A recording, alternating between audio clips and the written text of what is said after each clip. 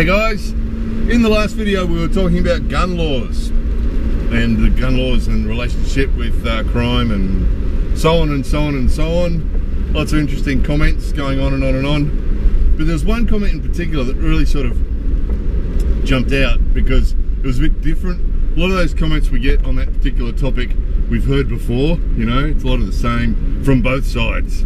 The pro-gun people and the you know, the anti-gun people often use the same arguments that we've heard before. But there's one guy, one person, don't know if it was a guy, one person left a comment and said that it was interesting that that America's independence came from war, because they had the war against the British, and then there was the Civil War, right?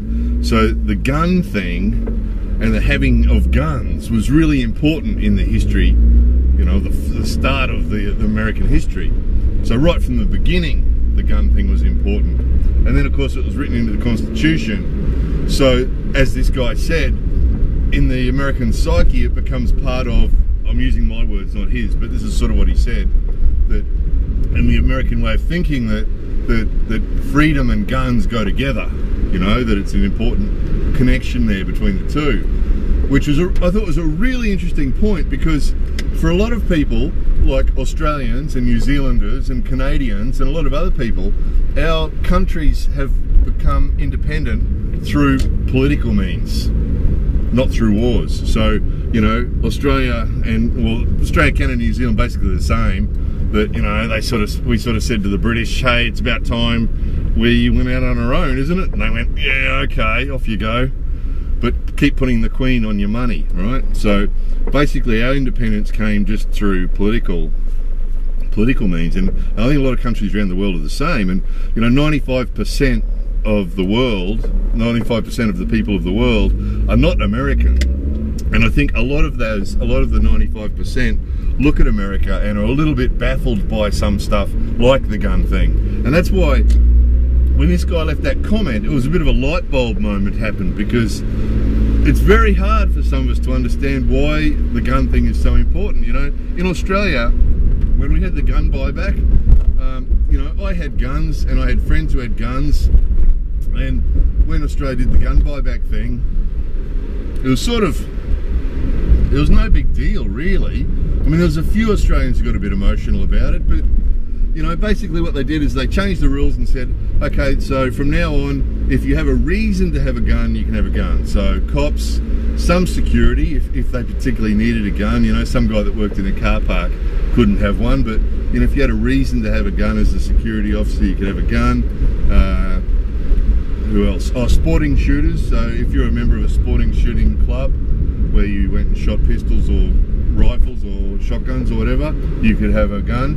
And who else? Oh, farmers, so that they could shoot, you know, rodents and things, so farmers could have guns. So if you had a reason to have a gun, one of those reasons, you could apply for a license, and provided you didn't have a criminal record, they'd give you a license and you could have guns. Before that, it was like not much different from the States, I don't think. We could just walk into a firearm dealer or a sports shop and buy rifles and bullets. Pistols and revolvers were a little bit more difficult, but rifles and shotguns and all that sort of stuff was pretty well anybody. You know, when I was a teenager, I think you had to be 17 and you could just rock into a shop and buy a rifle and bullets and walk out the door, you know, it was no big deal. But then they did this, they changed the rules and made these laws, you know, and they did it, as you saw in the last video, they did it because we had a few big massacres, you know. But it wasn't really a big deal. When they changed the laws and did the buyback, Australians weren't that upset about it. You know, a lot of Australians like guns, you know, a lot of Australians do like guns, and I had some friends, I had one friend in particular who had lots of rifles and shotguns, and they're all in beautiful condition, and, you know, I had automatic pistols, semi-automatic pistols and revolvers, and, you know, and some of them I carried for work, and some of them, like I had semi-automatic Ruger target pistol and stuff like that, I just had them because I could, you know, and other ones I had a Ruger 357 that I carried for work, and You know, it was sort of guns, and there was no big deal. And when the buyback happened, I handed in my revolver, I handed in my semi-auto 22, and they actually gave me twice what it was worth. So it was probably worth about 75 bucks, you know, it was just a 22, and they gave me $150 for it. So my feeling about the buyback at the time was good.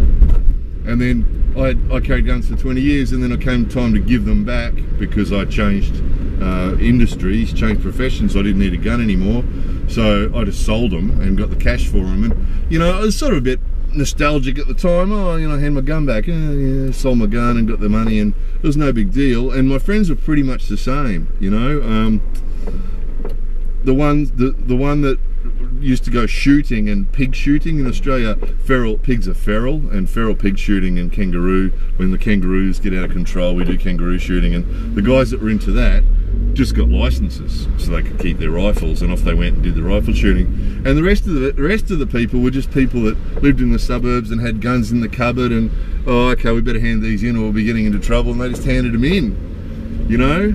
And there was a amnesty for a year or something. So you could hand in a gun and the cops wouldn't ask you where you got it from, they wouldn't ask any questions at all, and if it was a legal gun you wouldn't be penalised, there was no penalty, which meant that guys that were sort of fringe, and look, you know, I know criminals, I knew criminals professionally because my job was on the other side, on the law enforcement side, but you know, so I knew criminals through that, and some of them were decent guys, but they're just criminals, you know. And criminals, you know, they're not stupid. If you're a drug dealer or you know, pot dealers and all sorts of things in Oz, and you know, once the laws got stiffened, they knew that if they got caught with a gun, that they'd do serious time. They just handed them in because, you know, okay, I better not get caught with this. And then you have just other people who just have guns lying around that weren't real secure and just, oh, I don't really need, and they just handed them in. It was no big deal. There wasn't people protesting in the streets. There was nobody saying, you'll have to pry it from my dead hand or anything like that. You know, there was none of that. It was just, you'll have to pry my gun from my cold dead hand. Who'll have the last laugh then?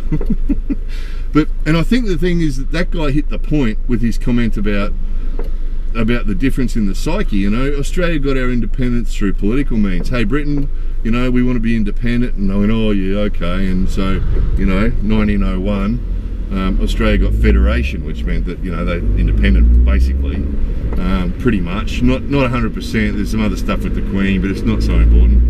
But that's how we got our freedom. So the connection between the guns and freedom, or guns and our right to have a gun, was never really a big issue. And I think this is a difference, is that, you know, countries like Australia and probably Canada and probably New Zealand and probably a whole heap of other countries, Japan was the same, you know, until the Meiji period, at the end of the 1800s, you know, Japanese people could have guns and carry swords, and, you know, carry swords is pretty cool, right? Samurai sword, yeah, cool. And then the Meiji period, they changed the rules, and nobody's allowed to carry samurai swords anymore, nobody's allowed to carry guns anymore, you know? And they don't care, you know, because this keeps coming up, this topic keeps coming up. I've spoken to my Japanese friends about this a couple of times, you know, because I'll make one of these videos and then I'll walk into my friend's house. So I'll say, hey, look, would you like to have a gun? Would you like to be able to own a gun? And the answers that they give, I asked a few people, and the two answers I get is, oh, kawaii, they say. Oh, kawaii, scary, guns are scary. That's the first reaction I get. And then the second reaction is why? They say, why would I need a gun? So again, it's not the connection, you know. I think to some people from other countries, this might help us understand the American thinking a little bit more, if we think of it from this point of view, that you know, in the American way of thinking, the freedom, you know, the freedom of speech and the freedom to have a gun and all that, it's all tied in together. The guns involved in that. Whereas to a lot of the rest of us, there's no connection at all. And that, you know, guns it's just a tool used to kill things, and it's not important. And that, you know, handing them back, there's no emotion. We don't feel like we're giving anything up, you know. And I think it's interesting to ask the question to those Japanese people, and because the Aussies, you know, most of the Aussies didn't care. A couple did, a few did, you know, a few got a bit emotional about it because they loved their guns and they lived in the suburbs and they didn't really have a legitimate reason to keep them, so they weren't allowed to keep them, basically. Interestingly, in Australia, we don't have usually people don't say, I need my gun for my own safety or to protect my family. We don't hear that as much, usually. Usually it's a lump of wood behind the front door or something. If people have something for protection, it's usually something like that, because usually our burglars don't have guns. You know, I had 20 years in law enforcement, and the bad guys, unless it's an armed robbery, the bad guys in Australia usually don't carry guns. You know, robbing banks they sometimes do, but breaking into people's houses, usually it's just some druggie. You know, if he had a gun, he'd sell it for money so he could buy his drugs. And I think you find a lot of other countries it's the same. You know, druggies that do the break and enters, which is often the case, they're druggies looking for money or trying to get something they can sell for money. They don't have guns, because if they had a gun they'd sell it, get some money for it, you know.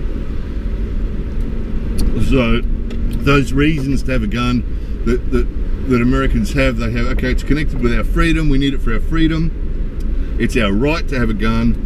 And I want it to, usually I've noticed in the comments, I read every comment, guys, so I've noticed in the comments the three things is to protect themselves from other Americans, so to protect me and my family from rapists and murderers and thieves and robbers, right? So protect myself from criminals, to protect myself from my own government, because a lot of people in America believe that they all need to have guns so that their government doesn't become tyrannical, so that they can protect themselves from their own government, and to protect themselves from other people from other countries coming in and trying to take over the country. So if the Mexicans decide to invade or the Chinese decide to invade, that if everybody in America has a gun, they'll be able to defend themselves.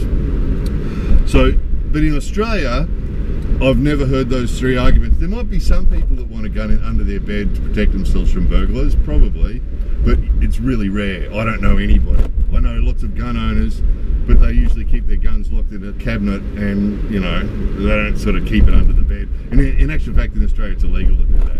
So it's not really an issue. And this whole thing about homeowners shooting at people that break into their houses is a really rare occurrence too. It just sort of doesn't happen, you know. So we don't have that. We don't sort of have that going on. And I think you'd find that, you know, most of the 95% of the world that's not in America, you'd probably find that most of the people would be saying similar things.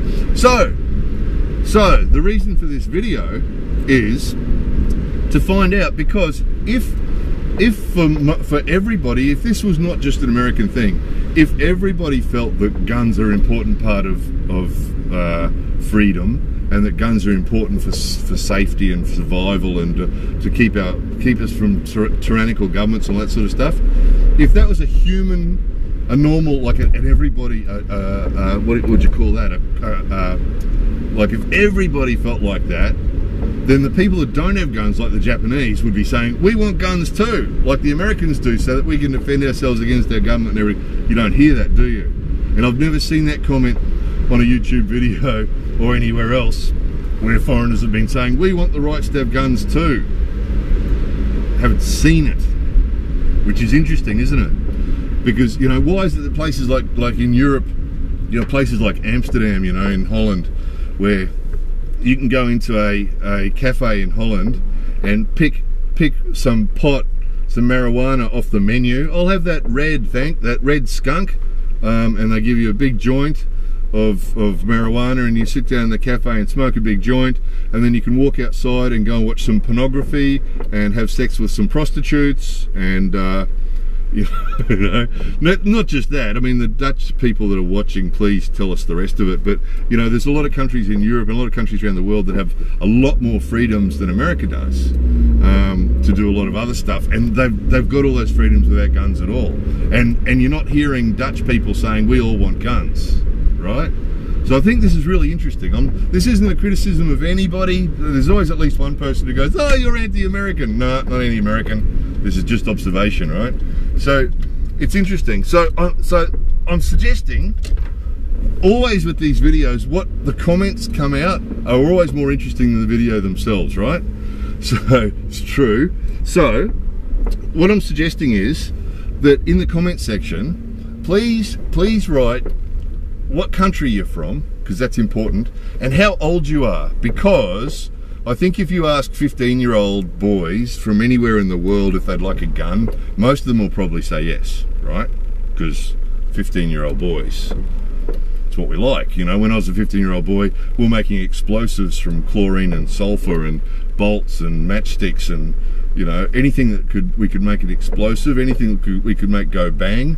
You know, we had air rifles, and, you know, soon we had real guns, and, you know, 15-year-old boys, right? So, so it's good being a 15-year-old boy. I liked it, okay? But it's, from the point of this discussion, we're really wanting to find on a more cerebral level, you know, on a more different level. So the question is, would you like your country to have the same gun laws as America currently has?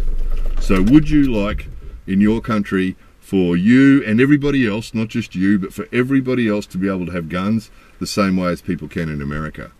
And if you, and so please write what country you're from and how old you are, and then yes or no. And then if the answer is yes, you would like to have the same gun laws in your country, can you tell us why, please? Because, you know, we've got the three main reasons that Americans like to defend themselves from themselves and from their government and from other people, and because it's one of their rights and it's one of their important for their freedom, right? So if we'd like to hear your reasons. So what country you're from, how old you are. If the answer is yes, I would like to have the same gun laws in my country as America does, please tell us why. What is it that is important about having a gun for you? Because I just think this is really interesting. I think this could help with the understanding between countries. I think this could help 95% of us who are not American understand the American thinking a little bit better and be a bit more compassionate towards our American brothers and sisters. And I think it could help those 5% of people who are American to understand why the rest of us don't understand the gun thing. Why we're going, well, just hand in your guns. What's your problem, you know? Hand in your guns, save some lives, you know? So, anyway, what country you're from, how old you are, yes or no? Would you like your country to have the same gun laws as America does? Please leave those comments, and please keep it nice. The last video we had to delete a couple of comments and we had to block one guy because some people can't leave comments without being offensive. Don't say you. We don't address the other people who are leaving comments except to make your own point and your own point of view. You know, you'll see in the comment section, all comments are welcome. People have different points of view. That's fantastic. But let's keep the insults and the, you know, you're ignorant, or you don't know what you're talking about, or you need to do more. None of that. That's just rude. Just, I think this is a really good way to start a sentence. What country, how old you are, I think, yes or no, and then I think whatever. More videos coming soon.